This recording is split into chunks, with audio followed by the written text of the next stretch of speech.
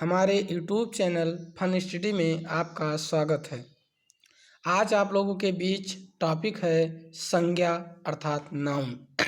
सबसे पहले हम जानेंगे कि संज्ञा कहते किसे हैं। तो संज्ञा उस विकारी शब्द को, अब एक शब्द आया इसमें विकारी, विकारी किसे कहते हैं, अविकारी किसे कहते हैं, ये जानना बहुत इम्पॉर्टेंट है।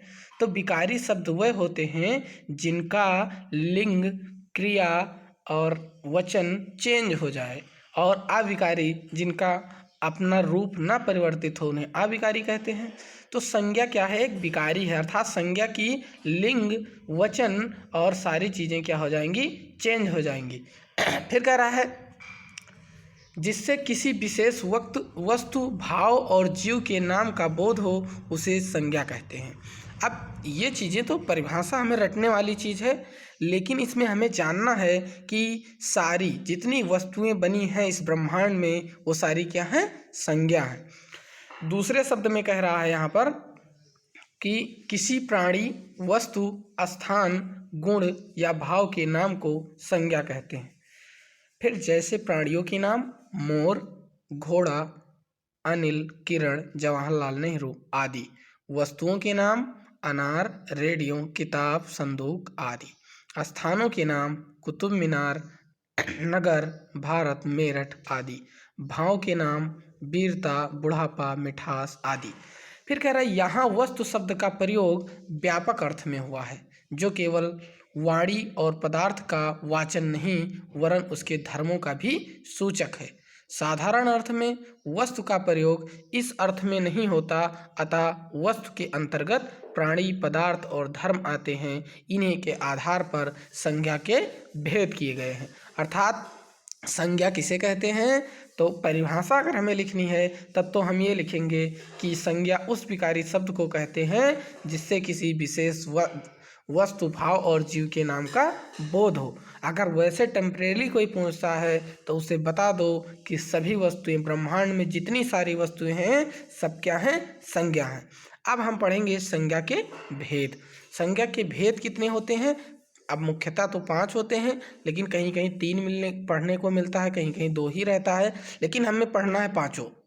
नंबर 1 व्यक्तिवाचक, जिसे इंग्लिश में हम प्रॉपर नाउन कहते हैं। नंबर 2 पर जातिवाचक, जिसे कॉमन नाउन कहते हैं। नंबर 3 भाववाचक, एब्स्ट्रैक्ट नाउन कहते हैं। समूहवाचक, कलेक्टिव नाउन कहते हैं। और द्रव्यवाचक अर्थात पदार्थवाचक, जिसे मटेरियल नाउन कहते हैं।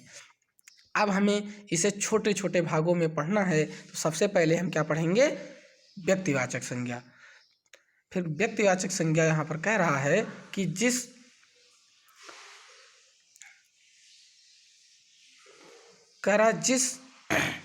शब्द से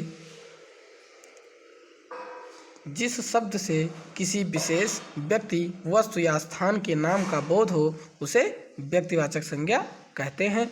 जैसे व्यक्ति का नाम रवीना, सोनिया गांधी, श्याम, हरि, सुरेश, सचिन आदि। फिर कह रहा है वस्तु का नाम, वस्तु के नाम में कह रहा है कार, टाटा, चाय, कुरान, गीता, रामायण आदि।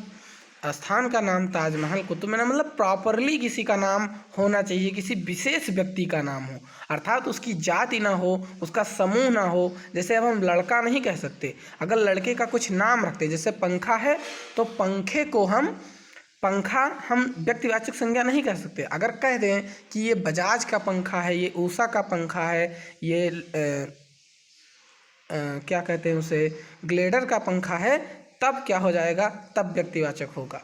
कोई जगह का नाम है तो उसका नाम होना चाहिए प्रॉपरली कि गोंडा है, बलरामपुर है, तब क्या होगा। फिर दिशाओं के नाम, उत्तर, पश्चिम, दक्षिण, पूर्व, देशों के नाम, राष्ट्रीय जातियों के नाम और समुद्र के नाम, काला सागर, भूमध्य सागर, ये सब नाम हैं। जैसे नदियों के नाम, पर्वतों के नाम, तो ये सारी चीज़ें क्या हैं।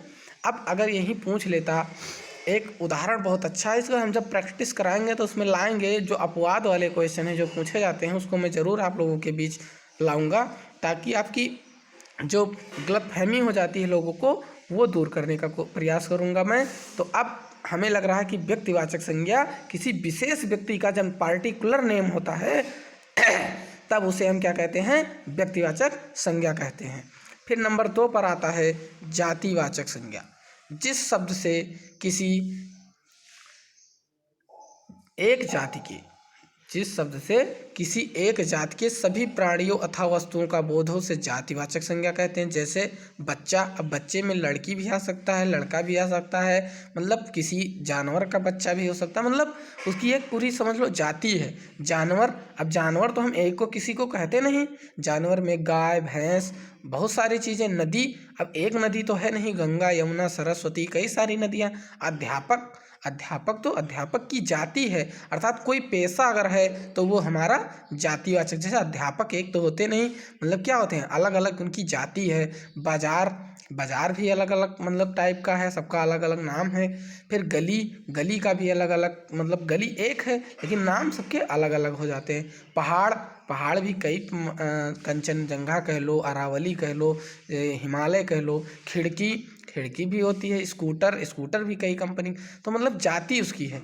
और कह रहा है इसीलिए इसे क्या कहते हैं, जातिवाचक संज्ञा कहते हैं। जैसे लड़का, अब लड़का में तो बहुत लड़के आएंगे ना, लेकिन लड़के का नाम अलग अलग होगा, तब तो वो क्या हो जाएगा, वो व्यक्तिवाचक संज्ञा हो जाएगी। लेकिन लड़का क्या है, एक जाति है कि ये लड़के हैं सारे। पशु पक्षी हैं, ये भी जाति है। वस्तु कोई, वो भी जाति है। नदी, मनुष्य, पहाड़ आदि। फिर कह रहा है लड़का से राजेश, सतीश, दिनेश आदि सभी लड़कों का बोध होता है। पशु पक्षियों से गाय, घोड़ा, कुत्ता आदि सभी जातियों का बोध होता है। वस्तु से मकान, कुर्सी, पुस्तक, कलम आदि का बोध होता है। नदी से गंगा, यमुना, कावेरी आदि सभी नदियों का बोध होता है। मनुष्य कहने से संसार के मनुष्य जाति का बोध होता है। और कह रहा है पहाड़ कहने से क्या है, संसार के सभी पहाड़ों का बोध होता है। तो अब हमें लग रहा है कि ये दोनों चीज़ें आपको बहुत अच्छे से आ गई होंगी, और हम थोड़ा छोटा छोटा करके पढ़ेंगे। फिर अगली अगली वीडियोज में आएगा भाववाचक संज्ञा, पदार्थवाचक संज्ञा और समूहवाचक संज्ञा। और फिर इसके बाद हम संज्ञा की बहुत अच्छी प्रैक्टिस कराएंगे, जिसमें कन्फ्यूजन वाले क्वेश्चन पूछे जाते हैं कि कौन। और एक चीज़ और याद रखना, अगर कोई पूछे कि अगर किसी चीज़ की उत्पत्ति होती है तो सर्वप्रथम वह किस संज्ञा में आता है, तो उसे हम जातिवाचक संज्ञा में रखेंगे। क्योंकि जैसे लड़का पैदा हुआ तो हम ये उसका नाम तुरंत तो नहीं रखते कि नहीं भैया गोलू पैदा हुए, भोलू पैदा हुए, क्या कहते हैं कि लड़का हुआ है या लड़की हुई है। जैसे कोई जानवर का बच्चा होता है तो उसमें भी यही कहते हैं कि कुत्ता हुआ है कि क्या हुई है। तो मतलब जाति में वो एक चीज़ समझ लो पैदा होती हैं, उनकी क्या है, एक जाति होती है उस समय। फिर बाद में हम उनका नामकरण कर करके उनको हम व्यक्तिवाचक संज्ञा बना देते हैं। तो आपको वीडियो अच्छे से समझ में आ गई होगी। और अगर आपको वीडियो अच्छी लगी हो तो इसे सब्सक्राइब कीजिए, लाइक कीजिए और अपने ढेर सारे मित्रों को शेयर भी कीजिए, ताकि इस अवसर का लाभ वो अच्छे से उठा पाएँ और परीक्षा में बढ़िया से बढ़िया मार्क अचीव करें, जिससे आपके अभिभावक का नाम हो, आपका नाम हो, और साथ ही साथ में हमारे चैनल का भी नाम ऊंचा रहे। और आगे मैं कोशिश करता रहूँगा कि आप सभी को शून्य से शिखर तक पहुँचाऊँगा। और अगली वीडियो हमारी शाम तक आ जाएगी, हिंदी साहित्य क्लास 10th की सूरदास के पद। आप लोग जरूर जुड़िएगा शाम को। धन्यवाद।